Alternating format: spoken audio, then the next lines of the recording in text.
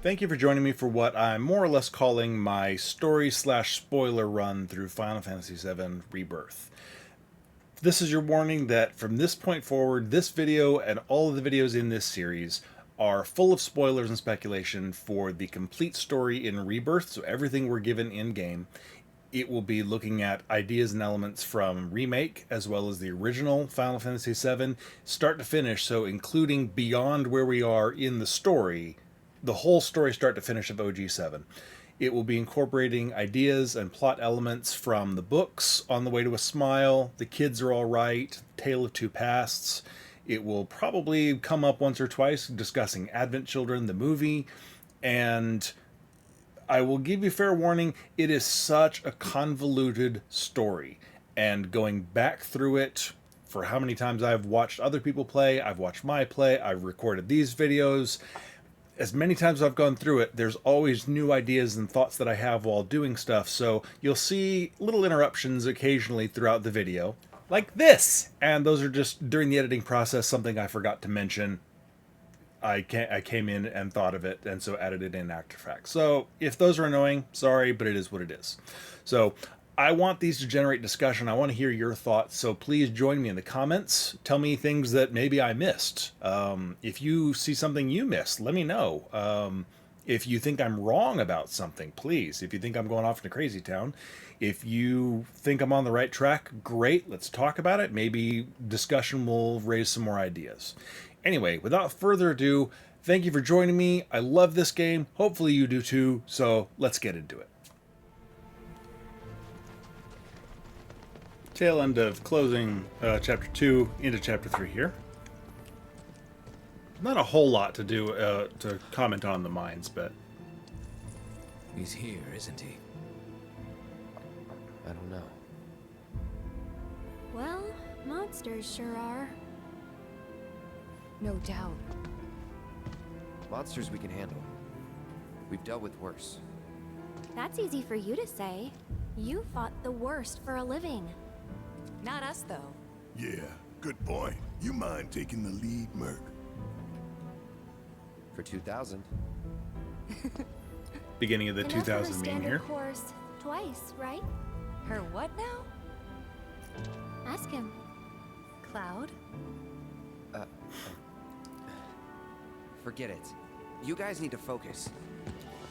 The Wasn't standard all that course long ago that this referred place was to a there working is myth Madame or M's hand Y'all know massage about standard myth, course right? for 1,000 gil. Not anything specific, no. It's pretty tough.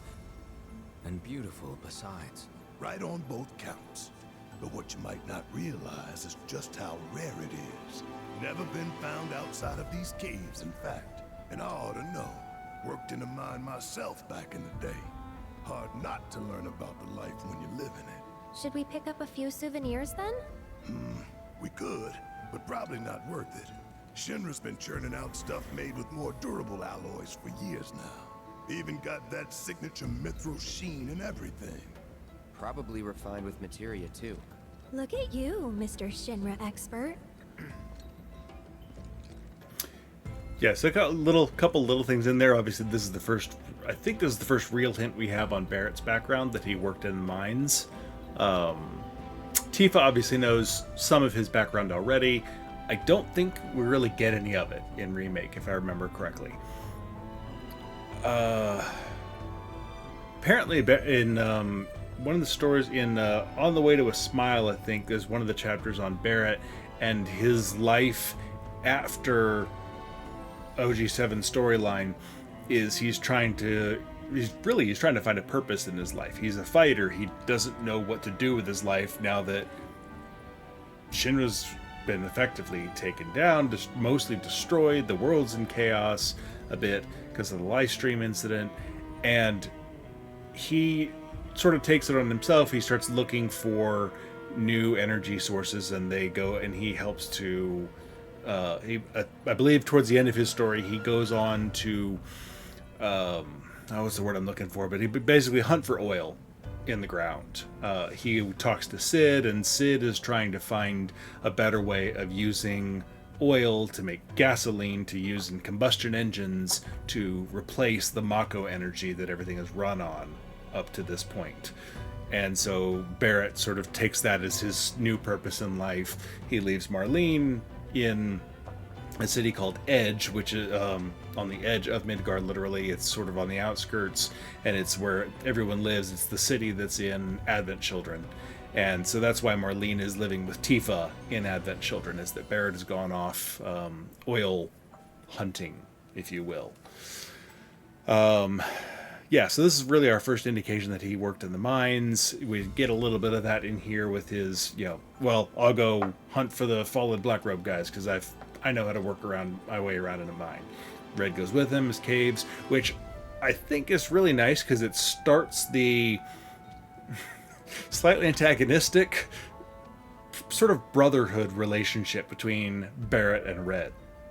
And when we get there to Cosmo Canyon and the Gee storyline, up to that point, of course, he always calls him Red. After the Gee storyline, and I'm sure I'll say it again later, Barret starts referring to him as Nanaki and calling him by his proper name instead of calling him Red. And again, it's just sort of, it's interesting that starting here in this chapter, they start getting paired up, caves even, and it's, I like the way they've built that over the course of the story. The only other really important thing as far as plot that I can think of here is the Turks, so we'll catch up with that in a minute. Okay, Rude and Elena should be just ahead. I really just want to catch their conversation. Right here. So, tell me about Reno. He holding up okay? He's been through worse. He's been instructed to take some time to himself. To relax. Recuperate. Correct me if I'm wrong, but that sounds a lot like a nice, long, all-expenses-paid vacation. Well, more or less. Lucky. Hardly. He's bored out of his mind. Probably misses it. What's wrong? It's nothing. Just keep talking. I kind of got to wonder, like, first of all, I love that they put this in there because it explains most of Reno's absence. I was excited as hell when Reno showed up towards the very end. I didn't know if we were going to get him in this game at all, and I really appreciate that they left him out for good reason and brought him back in at a good time and in a good way. I thought that was very well done, in my opinion. I'm not sure. I don't know if Rude doesn't like caves, maybe? Well, keep talking. Like, maybe he just wants something to talk and keep his mind off things. I'm not really sure there. Yeah, but yeah, it was a minor thing there, but I really appreciate that they handled the way they handled Reno here. So we'll get into this, and then we'll pick it up after the fight, after this conversation here. I am staying hidden. Wait.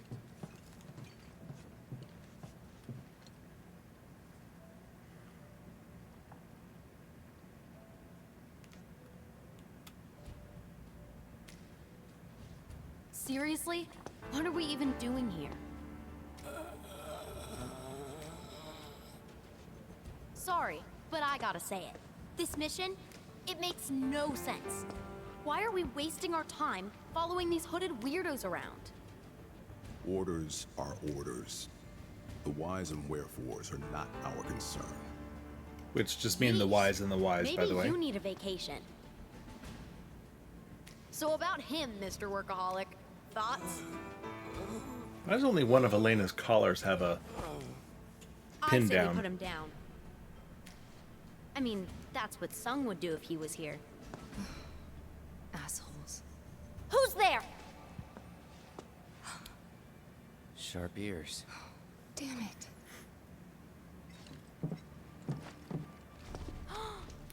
No freaking way. Avalanche. Feast your eyes on the Turks' latest and greatest, Elena. But you three can call me your worst nightmare. Where's Reno? Her overconfidence is kind of endearing, kind of annoying. And unfortunately for you, I'm here to fill in. She may be new, but she's still a Turk. And a consummate professional.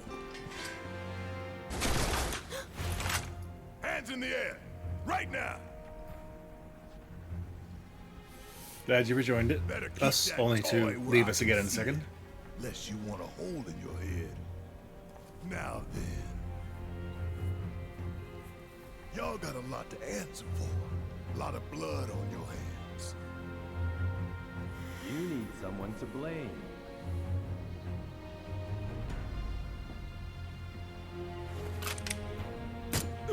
Not entirely sure why he does that. Really serves no purpose. I suggest you look in the mirror. For us, however, things have changed. While you're still wanted fugitives, if you stay out of our way, we'll stay out of yours. Oh yeah? Bullshit. Take care of Aerith for me.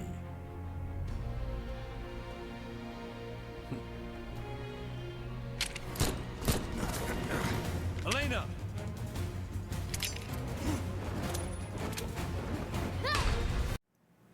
Can we just take 1 second to appreciate the fact that they gave Elena practical footwear because she's a frickin' professional? They didn't put her in heels. They didn't put her in something weird. She is in the same suit that is clearly combat ready. She is wearing practical footwear. Cannot express how much I appreciate this one glimpse of it right here and the fact that they did this for Elena. Because, damn. Bravo.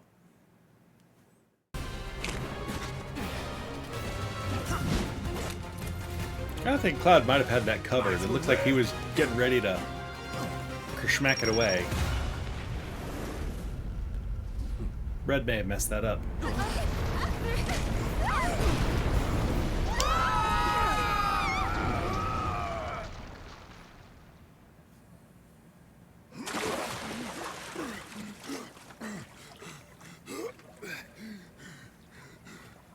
Just gonna float there. See, I love these two. That slightly antagonistic brotherly thing going on. Hey, where are the others? For some reason they stopped on a higher ledge. Just taking a quick dip to get the crime off.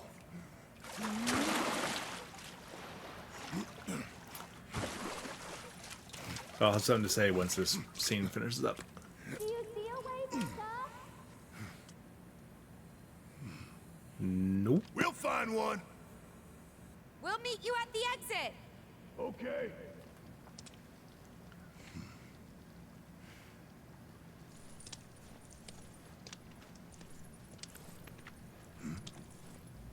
Hojo's lab was filled with men like this. Mako poisoned. Every last one of them. Poor bastards. What do you think their deal is? Where they going? They're following Sephiroth, or so Cloud seems to think. He did say that. Let's hope the boy can keep it together. Okay, so first things first, that bit right there. I mentioned it at first in the original playthrough, and I've just sort of expanded on the thought that it's nice that they are at least acknowledging Cloud is screwed up. And because it's almost every single time in this game that Cloud has a freak out, has a memory, something, it's always, you okay? All right, we're good, let's go. And it's almost always just brushed off. And in OG7, you could kind of get away with that because we're never really sure how much of it was really happening. Like, Cloud would just have these weird moments, and it was all polygons, and you didn't have the actual images flashing, and so it was just like a little split thing on the screen, and then you were done. Didn't seem that big a deal. Seeing it here with characters and Cloud actively like clutching his head in pain and stumbling, you can't just ignore that, and yet they more or less do. And so, on the first time through, I was like, oh, that's nice that they actually acknowledge it at least a little bit.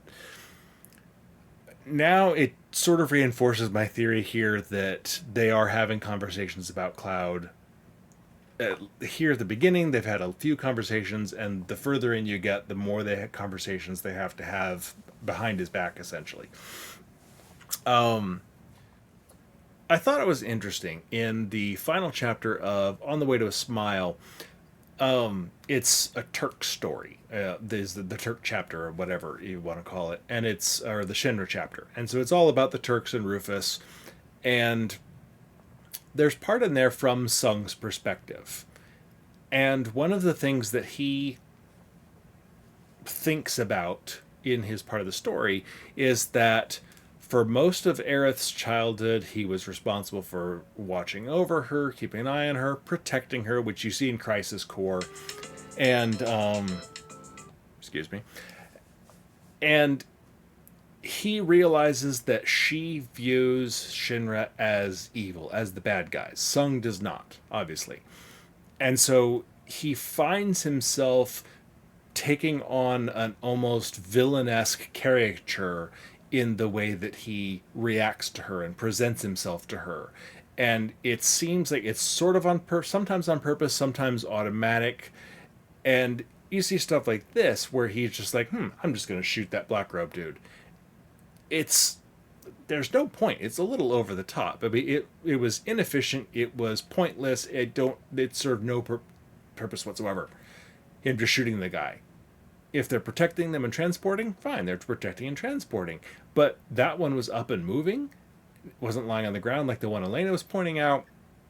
No reason to, except to show the party, I'm not to be messed with. I will kill this otherwise harmless individual there. And it goes along with that, I'm Shinra, I'm the villain to Aerith so that she has a villain for her story, etc. This sort of thinking that he lays out in On the Way to a Smile. And it was kind of interesting because very rarely do you see things from the bad guy's perspective, unless you're watching the TV show Once Upon a Time. And so it was interesting acknowledging that sometimes their behavior was just a little over the top villainesque. And in his perspective, at least, there was a reason for it. And that is a prime example of that right there. So I just want to point that out because I had not read the book my first time through, so I wouldn't have thought of that. But coming through now, it seems just a really obvious example of Sung acting in this way. So.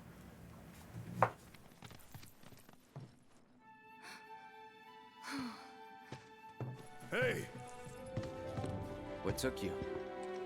stumbled on the killer rock formation and couldn't tear ourselves away, right? The ground here could give way at any moment. We shouldn't linger. True, but don't forget, Shinra knows we're here now. Might be more of them outside. That doesn't make any difference to me. I ain't stopping, not for them or anyone. Not after Midgar. Not after what we saw.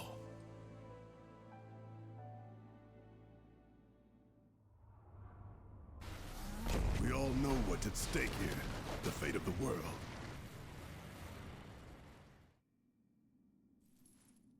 So if they get in our way, that's on them. Right. Let's get back to tailing the guys in robes. They're our best chance of finding Sephiroth.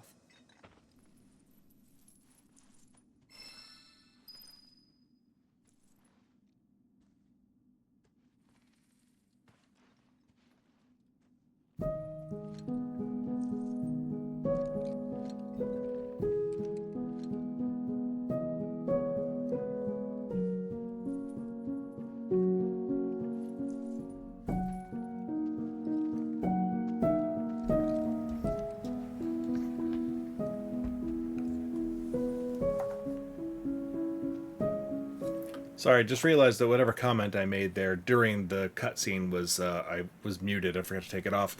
I think it was just about Barrett's voice acting and the facial expressions they gave him there, just absolutely killing it.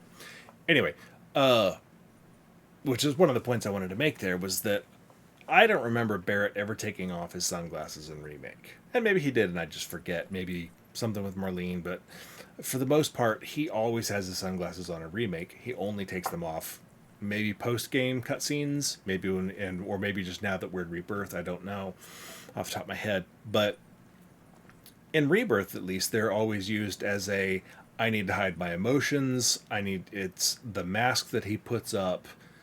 And so for the most part, he keeps them off here.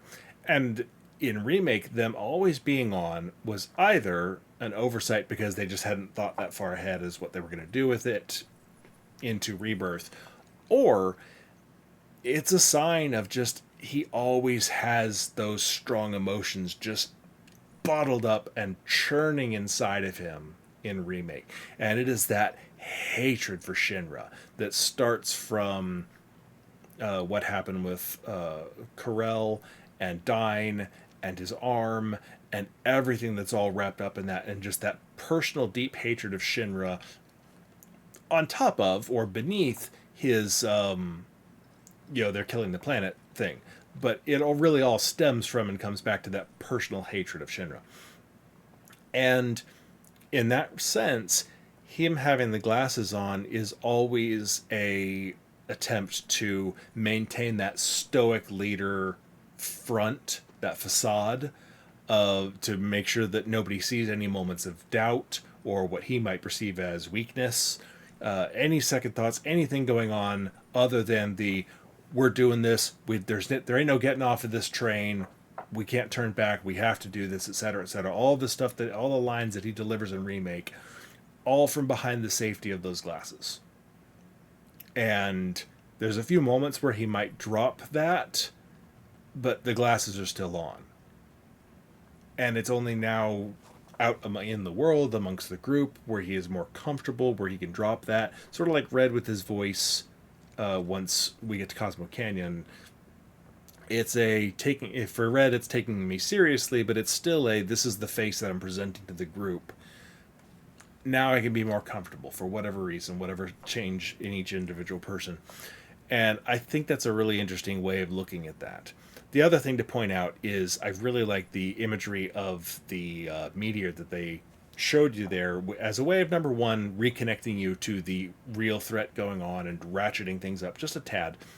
But the fact that they used it in Remake, we see almost that exact thing again here in Rebirth, when you see the meteor coming down on Zack in the final battle, for instance. But more importantly, you see Sephiroth there with those black tendrils coming in at him in the original cutscene from Remake that you see almost exactly represented again at the end, when above the Forgotten City. And which I really appreciate that they already had the seeds of it laid there. The imagery is already there, that Sephiroth is sending that into their brains and ours that early, that we see it happening now for real-ish now, and we'll see it again, I assume, some form of it when we get to part 3. I'm still not 100% certain of the technical aspects of how and why he used the 3D holo projector simulator thing to show them. Did he hack into it just to show them that for some reason? Or how did he screw with their heads? Genova power, maybe? I don't know. Literally, the how did he do it? Still, I'm at a bit of a loss. But kind of a minor point. Anyway, I just want to mention those bits. I've really appreciated that. From here, we're going to head out into the Junon area, and there's that little cutscene with the bird coming up in a second. I love it. Before we step out there, I love the fact that you can see all the stuff out here already.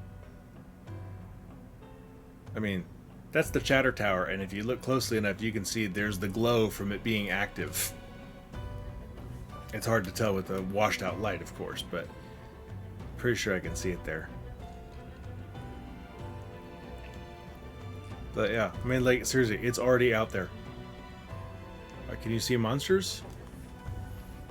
I don't see anything moving around.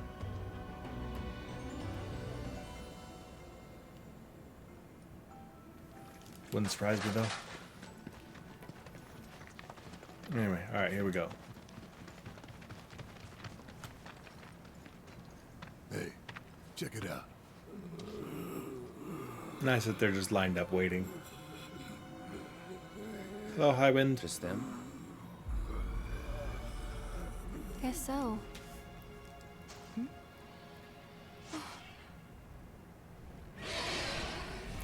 Condor!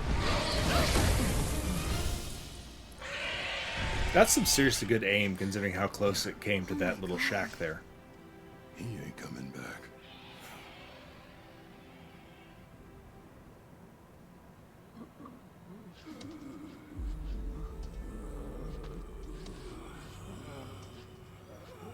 That city they're headed to, is that... Junon. I can't wait for Shinra the high territory. wind. Come on. Chapter 4, Dawn of a New Era. Yeah, quick skip through the mines, really, because not a whole lot of stuff there. Okay, quick stuff to talk about here that I want to make sure I mention that I didn't really go into before. So, Brody, whatever, the innkeeper in Calm, he mentioned, you know, I'm with HQ, or I've contacted HQ. So, oh, you're Avalanche. Not exactly. I really enjoy the addition of the SRC and the sort of beefed up nature of the Wutai resistance with the interim government and stuff. The sheer existence of the Shinra resistance, I think, is really interesting because it's obviously something that makes perfect sense in this world, that there's still strong resistance to Shinra going on. And it gives something for Wutai to ally with. I'm still kind of of the opinion that Wutai is being manipulated into this, and I don't think I'm alone in that, given Lodbrok's nature. But I love the fact that you see it drop in little bits as we go. So you see the farmer in the grasslands and Broden and like a couple other people here and there. The lady Under Junon, kind of related to it, etc. I think it's really interesting the way they sort of weave those characters in here and given it also with the lore in the grasslands, or not the grasslands, but you know what I mean, the world intel lore. That's the word I was looking for. Chadley region intel, where in Junon region, like, you hear more about the background of Junon and where the people came from and why things are the way they are and where the fortress came from. I think it's really done a great job of beefing it up and weaving these things together. And the way it's revealed, enough is revealed over the course of the story that you get the gist of it without beating you over the head. And then if you really want to know more, you can come here and you can read. You can talk to more people. You can dive into it a bit. Junon is still such an important place. I believe Junon is where Rufus is taken in on the way to a smile. He gets injured at one point in one of the stories, and I believe he does some recovery there. There's the medical facilities at Junon come up more than once, which I thought was interesting. Because it's not something you see here, obviously, but I wonder if it'll come up and play any part in Part 3. I'm not entirely sure. Well, I guess maybe with Sung recovering from his injuries, maybe. I don't know, but yeah, it's just something that sort of ties in that you don't think about. That there's a doctor here, and I believe this is where a doctor is that comes up in The Kids Are All Right as well. So yeah, Junon. I mean, originally in OG7 is just you do Under Junon, you do a thing, you get up top, you do the stupid parade minigame that I've always hated in the original one. You're in, you're out, you're off, you're good, you're done. Not that big a part, and then you come back for the reactor, and then this, like, you keep sort of bouncing off of Junon, but you don't really get a sense for just how important it is in the world. And I think this game does a masterful job of building it up and giving you a much stronger sense of Junon's presence here, I think. So, alright, I don't think there's a whole lot more here until we get down into Under Junon proper. There's a bit of story there of Yuffie, obviously. There'll be a bit there, and Roche. So, come back to that in just a second here. Oh, obviously before Yuffie proper and Roche and everything, we still have to the night spent at the inn where I previously... Well, I'll talk about it in a second, I'm sure. So all of this is Junon? Everything above us. Below is Under Junon. Little more than an impoverished fishing village. Figures. Shinra's always gotta have someone to stomp on. It's their friggin' MO. It does sometimes beg the question of just how Shinra got so powerful. I mean, they're literally on par with a world government, and they had their start as the power company that I believe then got into weapons manufacturing and that sort of thing. So, I mean, warning there about corporate greed and privatization and whatnot, I guess, maybe. But yeah, it's interesting to think about just what their beginnings were of the company, and the fact that I believe it was President Shinra himself who did it, so everything Shinra related. Junon, the construction of Midgar, the war with Wutai, the war over the Republic of Junon, rather, more specifically, all of this stuff, all within the lifetime of President Shinra, if I remember correctly, which is kind of insane.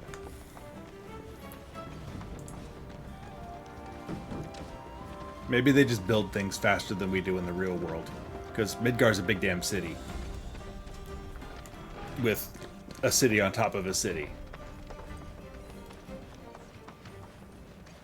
And they were all hot to go make another one. Neo Midgar. Let's see, there she is. With her definitely not an iPad. Welcome to Under Junon, our sunless oasis. Thank you, question mark lady. My name is Rhonda. I'm the mayor and sheriff around these parts. Yeah, so as NPCs go, Rhonda's nice. I like the little family aspect that you get with her later on. Very much sort of a realist and devoted to keeping her community safe. Avalanche, huh? Yeah, I mean, there's not a whole lot to really to be said about her. The one question I do have that I want to take a look at when we get a little further in is, I don't know how much Can't take it with you. official sanction, if you will, Yuffie's mission had. From the Wutai government, I mean. To boot, huh? That's a It sounds like, I want to say it didn't necessarily have, you know, she wasn't sent on a mission from Wutai to come here and do this. She's been wandering around doing stuff, and Rhonda put out the contract, or hooked her up with the contract. I want to pay a little more attention to that here now that we've seen more of how that plays out. If you knew even half of what my town's been through. You don't like it? Leave. But over there's a quiet little inn where everyone's welcome. They'll take your money. Any guys in black robes pass Except through? we get to stay the night for free. Not that I saw. Did see some black suits, though. 2 guys and a girl. Looked pretty tough. Well, well. They made a beeline right for the elevator. I don't have a good Barret voice. Now we're talking. No, don't even think about it. In case it isn't obvious, upstairs is Shinra turf. And the same goes for the elevator as well. I don't think I ever actually rode on the elevator. The company's got something big planned up there. And security is I want to say at one point it's possible, but start anything?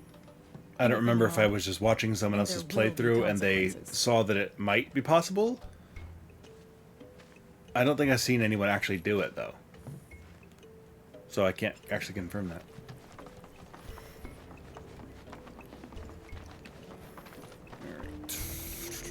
Don't care what she said. There's gotta be black robes around here somewhere. So how are we gonna find them? That would depend on where they are headed. If they mean to continue west, there are only 2 ways off this continent. By sea or by air. Right. Might want to ask around town then. Locals will know routes not on the map. May have even seen stragglers pass through. Or got boats for rent or something. How about we meet at the inn when we're done? Sounds good. And remember, low profile.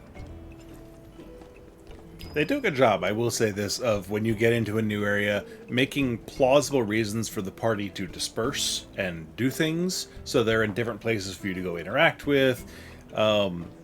It's not like in some older games where you would walk into a town and you're only controlling like your main character, and you would just sort of come across some of your party members in random places for no apparent reason. It's like weird stuff like that would just sort of happen sometimes. This one's like, oh, we're here, we need info, we need to search, let's split up and do stuff.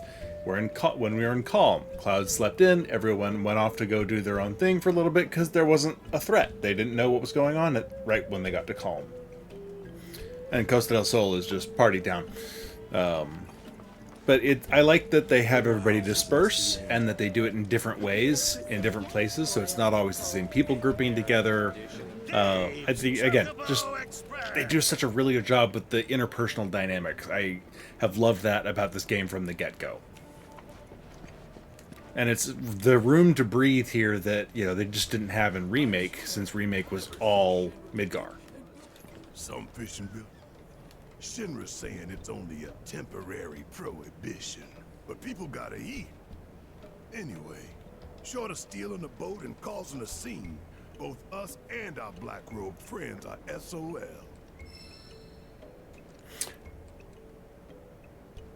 I kind of wonder about stuff like that. Like, Shinra does have this reputation for oppressiveness and sort of a fascist capitalistic outlook and presence in the world.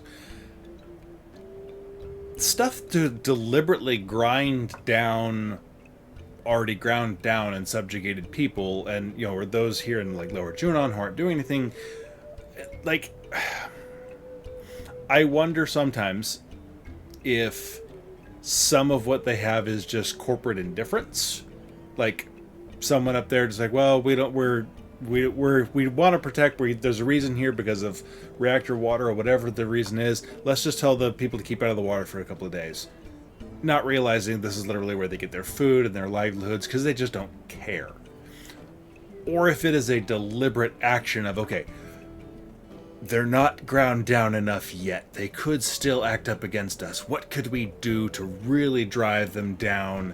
You know, it's like Prince John, you know, cartoon Robin Hood-ish. It was like, well, we haven't gotten all of the money out of them yet. Let's raise taxes and grind them down even further. It's like almost cartoon villainy. It's almost easier to believe that in general, most of it is more just corporate indifference. Someone has something they're like, and either innocent decisions of, well, we need to keep them out of the water for a couple of days, or someone else somewhere does have a specific goal just to make more money, and then they don't care what the impact is on anyone around them. We know President Shinra didn't give a damn about collateral damage. Rufus doesn't seem to mind it if there's a reason for it, if there's a purpose, if there's a solid, rational justification. I think he would be perfectly fine doing something horrendous. But he would have to have a good reason for it, not just, well, we'll probably manage to squash Avalanche, so sure, go ahead. Like, he certainly treated dropping the plate as a waste. Not because it was morally wrong, but it was a waste of resources, effort, everything. And that's the level of indifference I think that a lot of Shinra operates under. And then you have people like Scarlet and Heidegger, and who are, we want what we want, take it what we get it, we don't give a damn about anybody. Sure, hey, let's drop the plate, we'll squash the rats, we'll do the things. And then, of course, Hojo is just a moral black stain on humanity. But, alright, let's see. Okay, now obviously here, we find out Yuffie's been around longer than she ever was in OG, and longer than anybody really expected her to be honest, in this story. I do question Mr. Dolphin. Like, this thing is all on Yuffie and circling her and coming after her, and then suddenly it's the Dolphin. Dolphin sucks. Okay. She's the one charging. And he has time to stop, say hi. Chortle at her. Yuffie! Grab his fin and hold on Where's the tight. monster?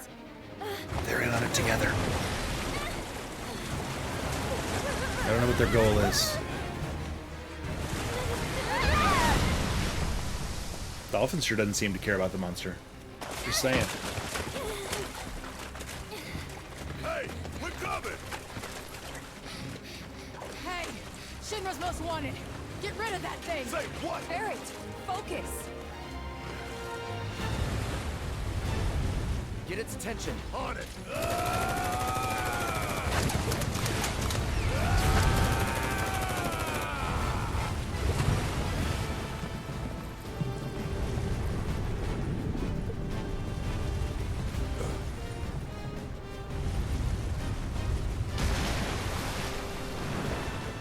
Come on.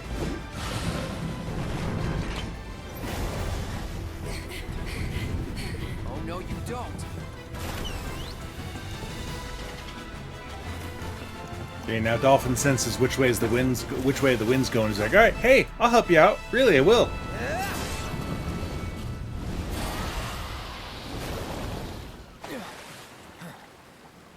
Now it's injured here.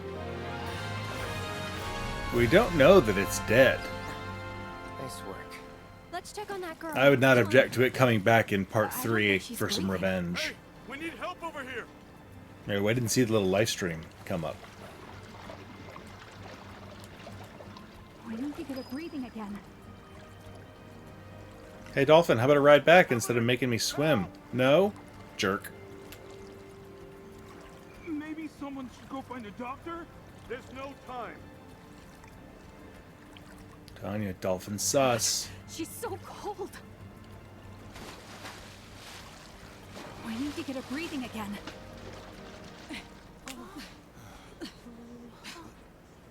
Don't just stand there, help me! You're on chest compressions. Got it. Why did we wait this long to start them?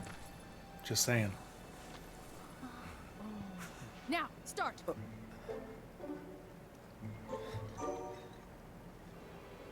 He's got his hands in the right position, I'll give him that. Looks like he was aiming for the right spot on her chest as well. Cloud may have actually been about to do correct CPR. You picked the wrong girl, creep! What?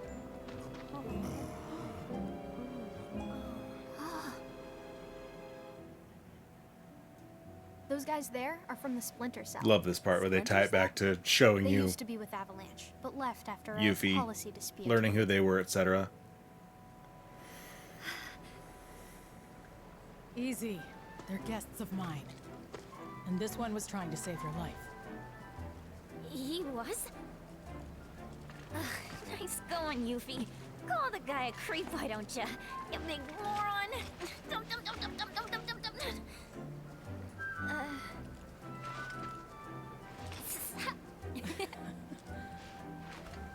Okay, Yuffie. Let's get you inside. You've had a rough day. Yeah. All right. Thank you very much. You're welcome. Not to be that guy, but kids these days, I swear. Now. Who's that? Another one of my guests. I seem to get a lot of them when the world's on fire.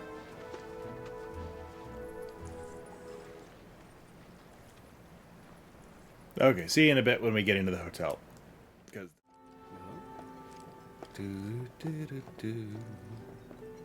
nobody here, right? Hello. Open. Oh, it's Barret. Okay, yes, just the. What do you think of that kid, Yuffie? Blah blah blah. Here's really the one where I'm. Slipping away one by one, and the tighter I held on, the more I lost. I know. I felt the same. It was like they were sucking them straight out of my head. See, now that conversation makes a lot more sense because we know. First of all, we know that's Red. It is not someone using potentially using Genova powers to impersonate Red, which was one of my first suspicions, which I don't think was a bad suspicion given what we knew. But now that conversation makes sense as far as Aerith's memories and the knowledge that she had, outside of the current timeline, if you will, being drained. She has not yet realized her materia is being drained. But Aerith and Red both, and Red acknowledged in his date scene in the Gold Saucer that he briefly knew some of the future after having touched Aerith in Remake, and then that was drained out by the Whispers. So, which, again, at this point in the story, you're like, wait, what? Who's talking, and what the hell does that mean? I don't understand. Now this conversation makes a hell of a lot more sense. We go to listen. I don't even know what's missing. Only that something is. Like it's on the tip of my tongue, but I just can't remember. Damn Whispers. Speaking of, you seen them lately? See, which we did kind of know that the Whispers were taking something from her, because even in Remake she mentioned that every time they touched her, it felt like they were taking something. Who's in there with you? And we kind of assumed that meant some of her Red. special knowledge Thought it was someone else. or something, but Nope. All clear here, officer. Well, hope the rest of your patrol is just as uneventful. so more on my Red is Genova theory there, just poking fun at myself, really. Yeah, since I didn't know, and I didn't really believe this was the case, but I thought I'd throw it out there anyway, just for the hell of it. I thought maybe there was a possibility that someone who we didn't know yet was using Genova's power of changing their identity and their appearance to impersonate Red when they left the room. So it was someone who was talking to Aerith, maybe someone she knew. They impersonated Red to change shapes and fool Cloud, crossed the hallway, got to the doorway where Red was sleeping, popped open the door, and then as they were walking in, changed shapes into something else, said, could have been an innocent, just a random villager, and said, oh, whoops, wrong room, and then left once Cloud was safely in, or maybe impersonated Cloud or Barret for 5-10 seconds. So, yeah, I don't think it was a horrible theory, but obviously it had no basis in reality and is not what really happened. So let's see here. I forget exactly what's involved in the Aerith conversation, so let's hop in. Hello. Oh, this is do you remember how we met? I don't know about you. I wonder how Mom and Marlene are holding up. Homesick? No time for that. Not with Sephiroth around. So, a Totally little random. random, but do you remember the first time we met? So the flower in the face is the correct answer, but it always felt really Sure. snide. Oh, Like, you so shoved a close. flower in my That was the face. second time. Oh yeah. Right. That was fun, wasn't it? Hopping from roof to roof together like that? Yeah, okay. Flower in the face is the correct answer, and you can see the 3-star response status on it, but seriously, it's like, yeah, you shoved a flower in my face, dude. Kind of harsh. Hey, Tief. Hey. Perfect timing. I was just about to come find you. Yeah, You I was an idiot and said stupid things. Come back to me, please. regret what I said in calm. Oh. Come in. I do appreciate that. I mean, they start laying the groundwork for the awkwardness and the mistrust, the suspicion, if you will, between these I two never doubted you. right out the gate. It's fine. I never should have doubted you either. And you can see it playing on Cloud the whole time. Say, do you remember a guy named Emilio Emilio. from Nibelheim? I got the 2-star last time. Okay, so I'm assuming this is the right one then? Only person from the village I remember is you. Huh? Aww. Oh. Okay then. Which just seems like a bad response, because now His you're family furthering owns the this general her store. suspicion that Right. you know, there's something wrong with you, like that you don't remember that maybe you're not the real Cloud, He or left that, the village right before you did. you Thought know. I'd never see him again. Then one day last year, he shows up at Seventh Heaven. So Emilio actually appears in a couple of different Final Fantasy VII media. He is in the Traces of Two Pasts story from Tifa's childhood in Nibelheim, obviously a nice place for him to show up. But he and Tyler and Lester and Tifa were colloquially known as the Four Fiends, so a nice Final Fantasy throwback there in that term. But the four of them were really close-knit and close together, always spent time around each other, etc., so that was their nickname among, I think it was really the kids outside of Nibelheim who turned them that, as opposed to like the parents. I don't remember though. And then Cloud was the only other kid in Nibelheim of around the same age, but since he was very standoffish and Cloud, he wasn't part of their official little group of people.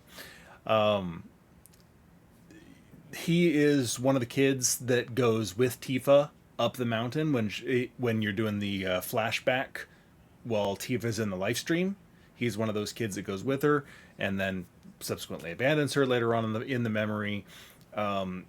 As you would expect of kids that age, when that's all the kids your age and only one of them is a girl.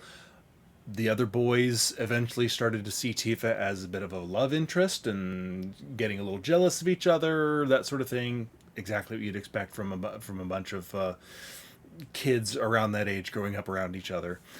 But more interestingly, really, is that Emilio and the others, they all left to go to Midgar. I think Tifa was the only one left of all the five kids. Tifa was the only one that stayed in Nibelheim. And Emilio went off.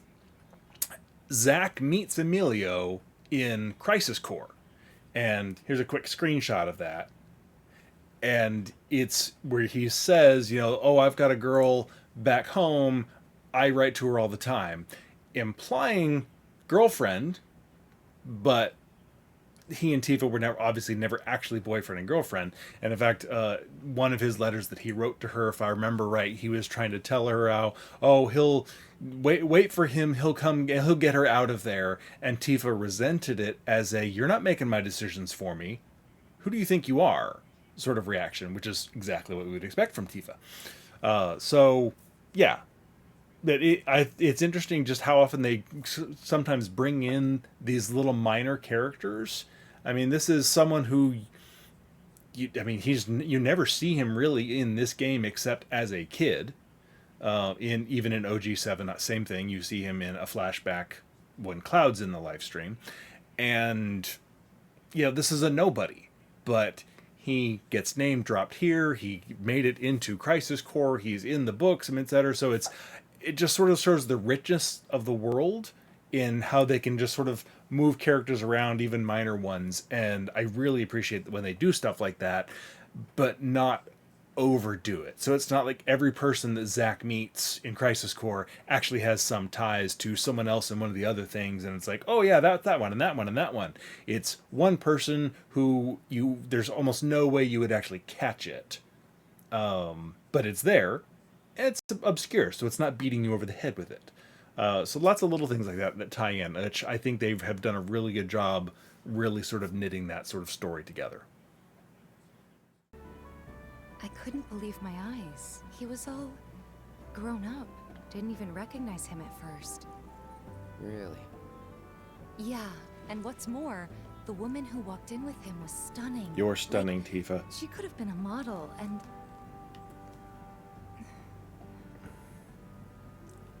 You're not interested, are you? Tifa's personality, like she just has so much I'm happy to listen. personal self-doubt in a one-on-one scenario. Forget it. Whereas in a group... Was this another test? Not even a group, No, but like, it wasn't. in larger audience groups, etc. She is much... Normally, like, she's more assertive. Like, she will get out there and she will... I guess she'll was, fight, huh? etc. But it's amazing, like, just how much personality they give her. It's fine. Especially in these We'll find time to talk. scenes where she just... Figure things out. Because you gotta, I mean, and you gotta think this is not some out of the ballpark. it's status for her as a human condition, really. I mean, like, that she is so awesome. She is so confident. And yet, at the same time, she is just so full of doubt and questioning not her worth, but kinda. Like, and I've known people like that who just, on one side you see them and they always seem like they're put together, they know what they're doing, they're strong, they're confident. And then at other times you talk to them and sometimes it's just when their guard is down, sometimes they don't always think this way, but sometimes you catch them right at that time, and it's really just, she's eager to please, and she acknowledges this about herself later on, of course, and she's like, I don't like that I'm that way, but I know that I am, and I'm working on it, etc. And it's just sort of, it makes her personality much more complex, and I appreciate the depths that they went to in this storyline with her, and with all of them, really. Don't get me wrong. That aspect of hers, I thought was really interesting when they really play it out. And let's see, I think we're just ready to go have a nap. Cloud's gonna go do some crunches to work on his iron stomach, apparently. Work out a little bit of angst, perhaps. Butterflies in your stomach there, Cloud? Talking to Tifa?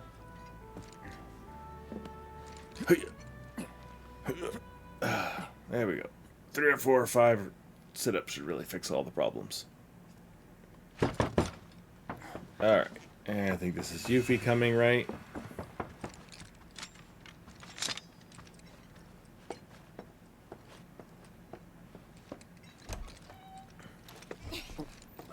Come on in, guys.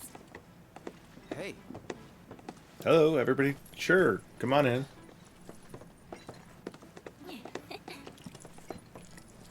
Okay, now that the gang's all here, it's time you got to know me. My name is Yuffie, materia hunter and elite ninja operative for the interim Wutai government.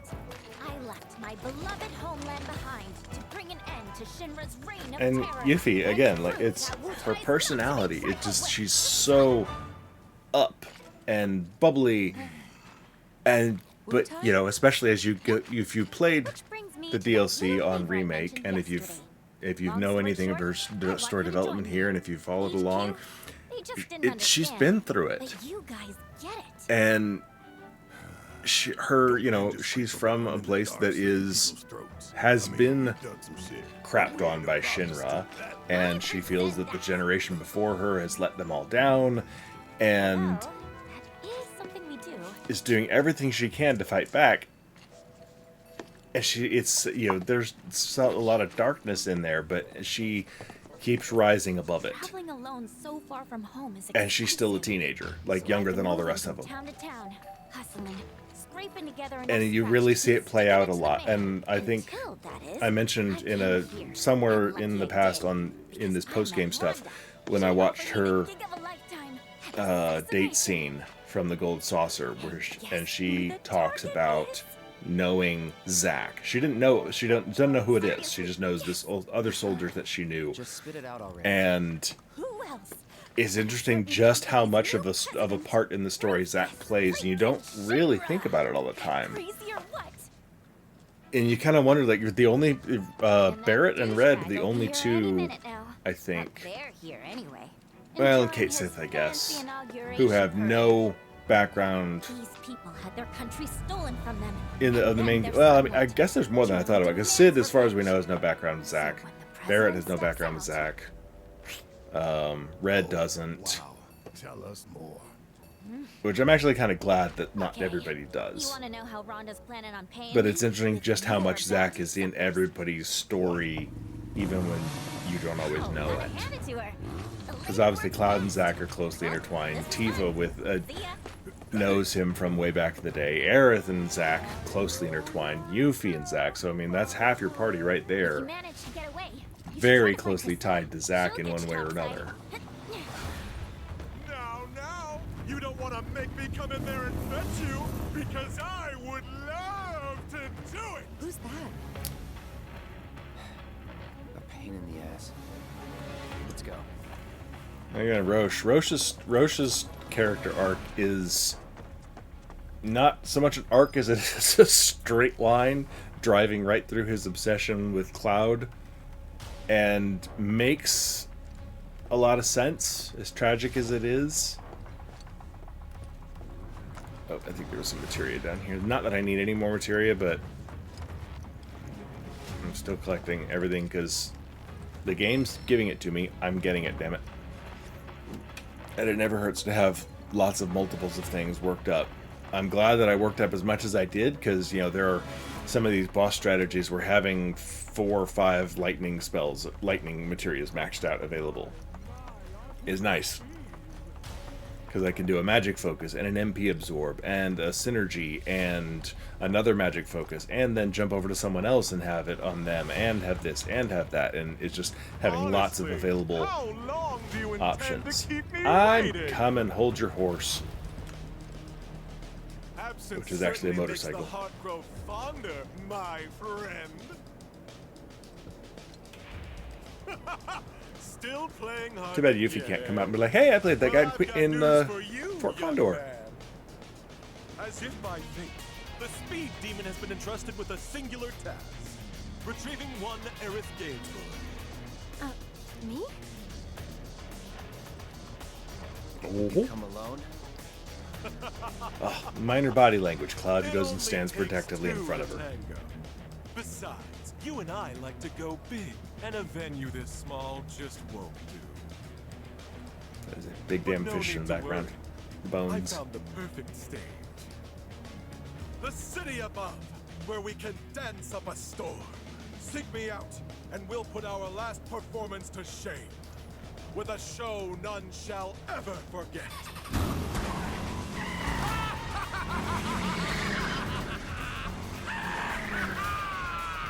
He is certifiable. We might want to think about getting out of here. These people don't need more trouble. Yuffie said to talk to Priscilla if we wanted to get topside, right? Let's go find her. Thanks for dealing with that Shinra nut job. Don't you think for even a second we did that? Yeah, give us some extra money. Not like I need extra money here. The hell's this supposed to be?